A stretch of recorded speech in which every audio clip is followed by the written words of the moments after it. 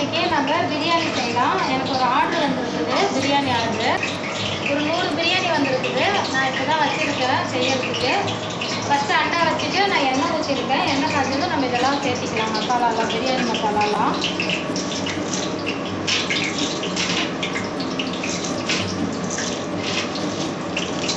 நான் வந்து சின்ன சின்ன ஆர்டர் செஞ்சுட்டு தான் இருக்கிறேன். இப்போ இன்றைக்கி தான் பெரிய ஆர்டர் வந்துருக்குது. இப்போ நம்ம வெங்காயம் சேர்த்திக்கலாம். நான் வந்து 2 இதாக வைக்கிறேன், 2 அண்டாவில் வைக்கிறேன். ஒரே அண்டாவில் செய்ய முடியாதுல்ல, அதனால 2 பிரியாணி அண்டாவில் வச்சு செஞ்சுருக்கிறேன். வெங்காயம் பச்சை மிளகாவையும் ஒட்டுக்கா சேர்த்திடலாம்.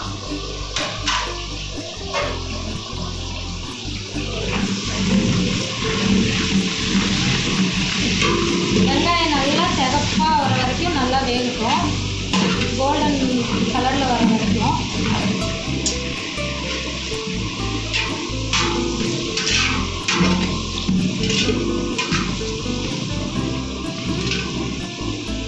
நான் வந்து வாரத்துக்கு ஒரு நாள் வெள்ளிக்கிழமை வந்து பிரியாணி செஞ்சு சேல்ஸ் பண்ணிட்டு இருக்கேன். நான் வந்து பிரியாணி ஷாப் ஓப்பன் பண்ணி 6 மாதம் ஆச்சு. இது வரைக்கும் நான் வீடியோ போட்டதே இல்லை.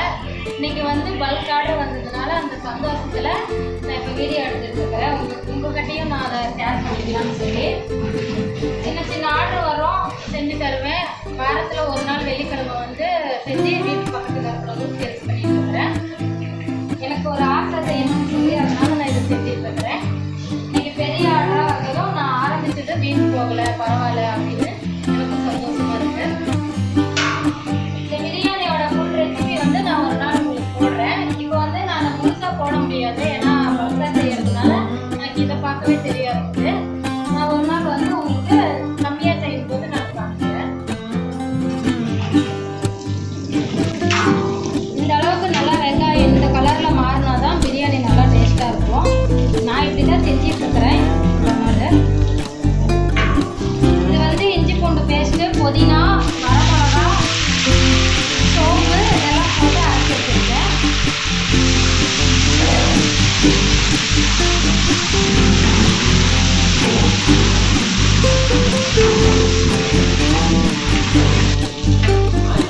இப்போ நம்ம வந்து தக்காளி சேர்த்துக்கலாம்.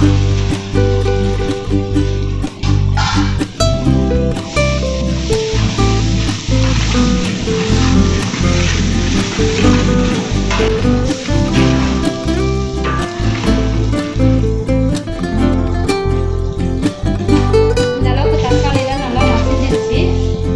மிளகாத்தூள், பிரியாணி மசாலா,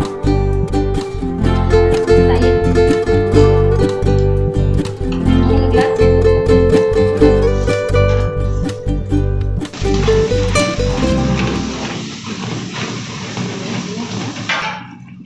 நம்ம லெக் பீஸ் சேர்த்திக்கலாம்.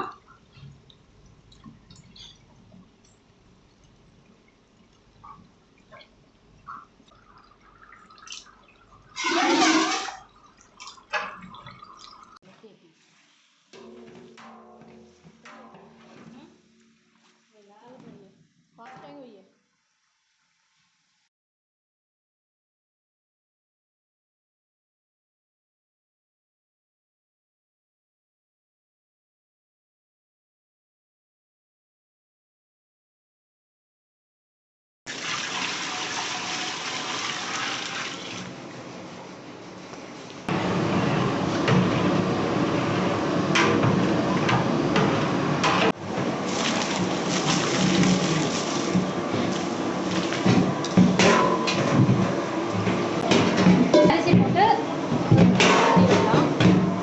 இந்த தண்ணியெல்லாம் நல்லா வற்றினதுக்கப்புறம் நம்ம அப்படியே தம் வச்சு வேண்டிக்கலாம். லெக் பீஸ்லாம் தனியாக எடுத்து வச்சுருக்கேன், காணன்னு பார்க்காதீங்க. ஏன்னா இதுலேயே போட்டு கிண்டுனா எல்லாம் உடஞ்சிடும். தம் வைக்கும்போது நம்ம மேலே லெக் பீஸை போட்டு தம் வச்சிடலாம். நம்ம இதில் லெமன் ஜூஸ் சேர்த்திக்கலாம். ஒரு 4 லெமன் பிழிஞ்சு வச்சுருக்கிறேன். கொத்தமல்லி தழை கொஞ்சம் தூவிக்கலாம்.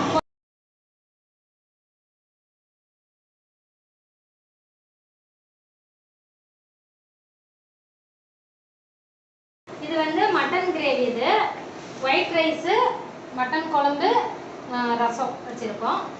இது வந்து 3 கிலோ மட்டனு. இதை எடுத்து நமக்கு வந்து நல்லா ட்ரையாக வறுக்கணும். குழம்பு தனியாக, மட்டன் தனியாக எடுத்து வறுக்கணும். அவ்வளோதான், எல்லா வேலையும் முடிஞ்சிச்சு. நீங்கள் பார்சல் கட்டணும். பிரியாணி பார்சல் கட்டிட்டா வேலை முடிஞ்சிச்சு.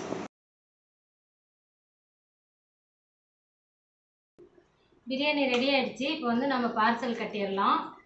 தம்மு வச்சு 2 மணி நேரம் ஆச்சு. இப்போ தான் எடுத்துருக்கோம். நான் பார்சல் கட்ட போகிறேன். இப்போ தான் எல்லா வேலையும் முடிச்சுட்டு பார்சல்லாம் கட்டி அவங்களுக்குலாம் கொடுத்து அனுப்பிட்டு இப்போ தான் நான் சாப்பிட உட்காந்துருக்குறேன். பிரியாணி நல்லா வந்திருக்குது, பரவாயில்ல. நிறையா செய்கிறதுனால சொதப்பிடுமோன்னு பயந்தேன். நல்லா தான் வந்துச்சு.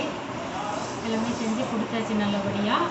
இப்போ தான் சாப்பிட உட்காந்துருக்குறேன். மணி 9:30 மணி மேலே ஆகுது.